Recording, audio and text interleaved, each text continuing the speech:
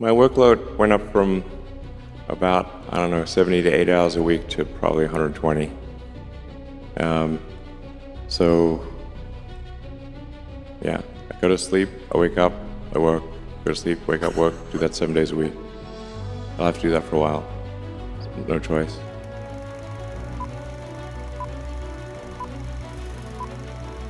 And you do 16-hour days, and you work 7 hours a week, and you fly all over the place. And you go to these meetings constantly, and people constantly criticize you for everything. It's amazing to me. I mean, you're changing the world, and you're giving yourself. Why do you do this? So my wife says to me, why are you still working? Why are you still working? What are you doing here? Well, I think what I'm working on has an important effect on the future. You know, in the case of Tesla, I think it's fair to say that Tesla has significantly accelerated the advent of sustainable energy. You know, before Tesla, no one was doing electric cars, and now, as a result of Tesla, I think almost every major car company in the world is building electric cars, and I think that's a pretty big deal. But there's still a long way to go to transition the world to a sustainable energy economy. So we still have a lot of work ahead of us at Tesla, but that's our goal there. And then for SpaceX, I think it's important for the future to be exciting and for humanity's existence to be ensured over the long term. I think we must become a multi-planet species and a space-faring civilization. We're here like 4.5 billion years after Earth got started, 13.8 billion years into the age of the universe. And it's only now, recently, in the last 5,000 years, that we invented writing. I would say date the first civilization by when there was the first writing, which was in ancient Sumeria around 5,000 or 6,000 years ago. So we've basically just been here for a very brief instant. A blink. All of human civilization is a blink of an eye, if there was an eye, on an evolutionary time scale. So I think it's important we take the actions to ensure that the light of consciousness continues, and because we should really view consciousness as a small candle in a vast darkness, and it can easily go out. I was working, doing research in Silicon Valley on a completely different subject and trying to start this company at the same time. And when it came time to decide, do I want to do graduate studies or do I want to start this company? And I decided to start the company. I had no money. So we found that an office was actually cheaper than an apartment in Silicon Valley. So we got this dinky little office that had a leaky roof. It was just the nastiest place you can imagine. And you lived in it too? And I lived in it too and showered at the YMCA. This lasted for about 3 or 4 months. And the reason we chose this office, in addition to it being really cheap, was that there was an internet service provider on the floor below. So we were able to get really cheap internet access by drilling a hole in the floor and connecting to their server directly. Depending on how well you want to do, and particularly if you're starting a company, you need to work super hard.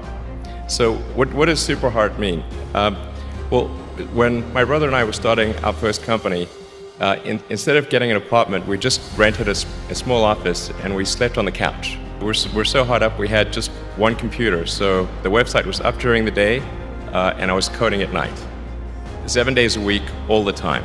So briefly, I had a girlfriend in that period, and in order to be with me, she had to sleep in the office. So work hard, like,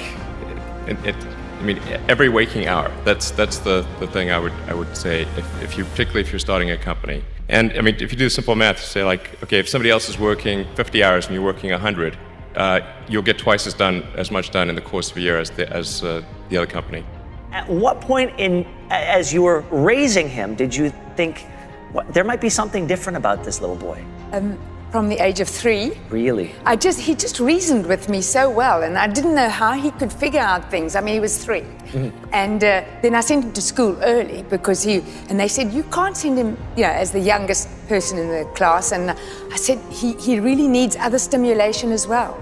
And the nice thing is that he took what he could do and actually implemented it. Many genius kids, they stay in a basement because they can't actually, move ahead. I don't think you'd necessarily want to be me.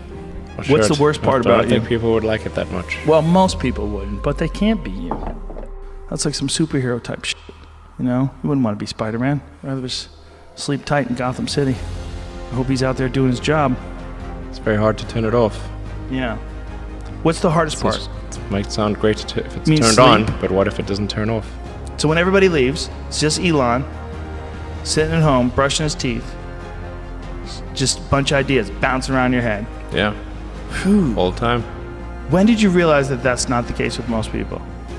I think when I was, 5 or 6 or something, I thought I was insane Why did you think you were insane? because it was clear that other people did not. Their mind wasn't exploding with ideas all the So time. They weren't expressing it. They weren't talking about it all the time. And you realized by the time you were 5 or 6, like, oh, they're probably not even getting this thing that I'm getting. No. It was just strange. It was like, I'm strange. Where I grew up was extremely violent. I never started a fight, except with my brother, actually. One exception. I did beat my brother up. I don't know. That's how it goes. South Africa, when I was growing up, was just an inherently very violent place. I got punched in the face many times. I almost got beaten to death once. So, many times. And I think if you have not been punched in the face with a fist, you don't know no idea what it's like. There are people who've been in the rocketry business for decades Yeah. who say about you that you don't know what you don't know. Well, I suppose that's true of anyone. How can anyone know what they don't know? But When critics say you can't do this, your answer to them is, we've done it. Now is the time to overrule this administration's pledge to mediocrity. there are American heroes who don't like this idea. Neil Armstrong, Gene Cernan have both testified against commercial spaceflight and the way that you're developing it, and I wonder what you think of that. I was very sad to see that because those guys are, those guys are heroes of mine, so it's really tough. I wish they would come and visit and see the hardware that we're doing here. And I think that would change their mind. They inspired you to do this, didn't they? Yes. And to see them casting stones in your direction. It's difficult. Did you expect them to cheer you on? So they're hoping they would. What are you trying to prove to them? What I'm trying to do is to make a significant difference in spaceflight and help make spaceflight accessible to almost anyone. And I would hope for as much support in that direction as we can receive. I like to get things done. I like to be useful. That is one of the hardest things to do. Doing something useful for other people that I like doing. My goal is try to do useful things, try to maximize the probability the future is good, make the future exciting, something you look forward to. With Tesla, we're trying to make things that people love. How many things can you buy that you really love, that really give you joy? So rare, so rare. I wish there were more things. That's what we're trying to do. Just make things that somebody loves. You've said that this has been the toughest year for you, the most sort of taxing year for you. Why? Well, Tesla really faced a severe threat of death due to the Model 3 production ramp.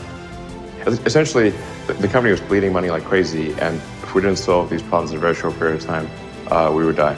And it was extremely difficult to solve them. How close to death did you come? Within single-digit weeks. 22 hours a day, or how many I hours? was working, so 7 days a week, sleeping in the factory. I worked in the paint shop, general assembly, body shop. You ever worry about yourself imploding? It's just too much? Absolutely. No one should put this many hours into work. This is not good. People should not work this hard. They should not do this. This is very painful. Painful in what sense? It hurts my brain and my heart. It hurts. This is not recommended for anyone. I just did it because if I didn't do it, then Tesla, good chance Tesla would die. Work like hell. I mean, you just have to put in, 80 to 100-hour weeks every week. And That's then a lot of work. all those things improve the odds of success. Right. I mean, if other people are putting in 40-hour work weeks and you're putting in 100-hour work weeks, then even if you're doing the same thing, you know that you will achieve in 4 months what it takes them a year to achieve. How did you get the expertise to be the chief technology officer of a rocket ship company? I do have a physics background. That's helpful as a foundation.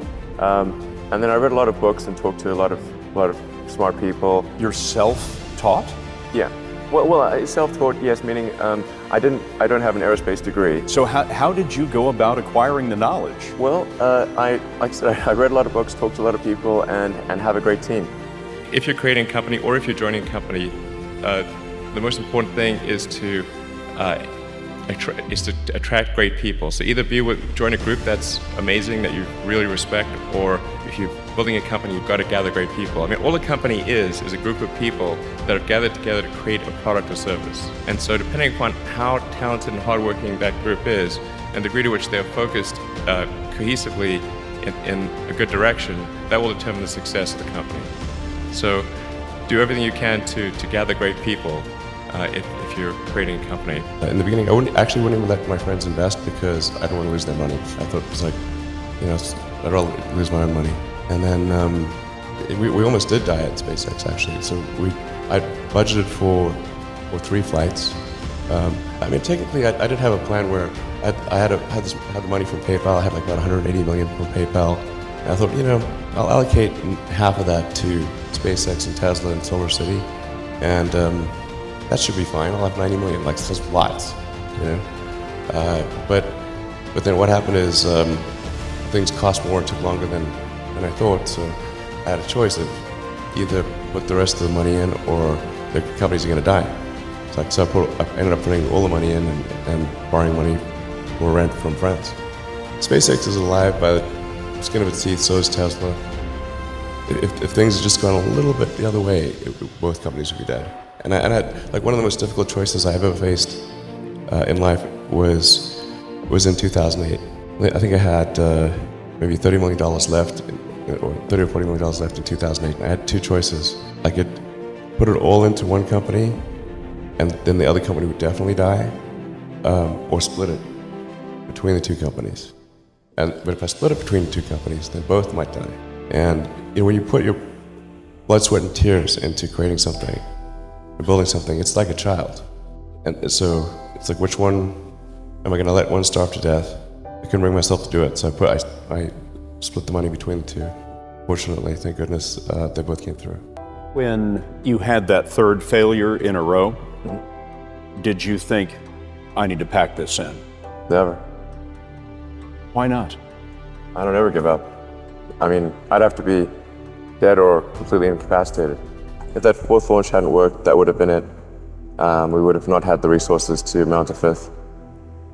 You couldn't have gone out at that point? Yes, death would have been, I think, inevitable because we did not have the resources to mount a 5th launch. I'm probably not the guy that most people would bet on.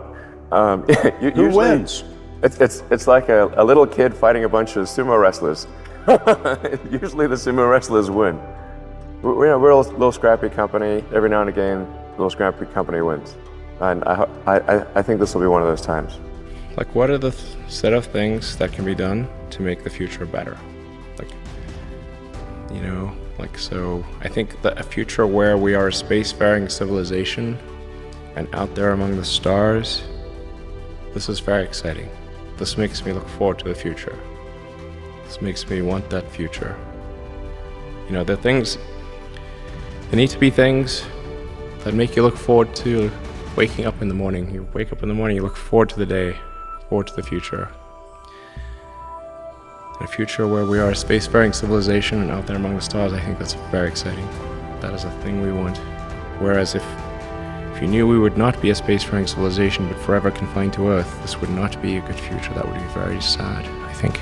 There are 2 futures, and one future is we're out there among the stars, and the things we read about and see in science fiction movies, the good ones, are true.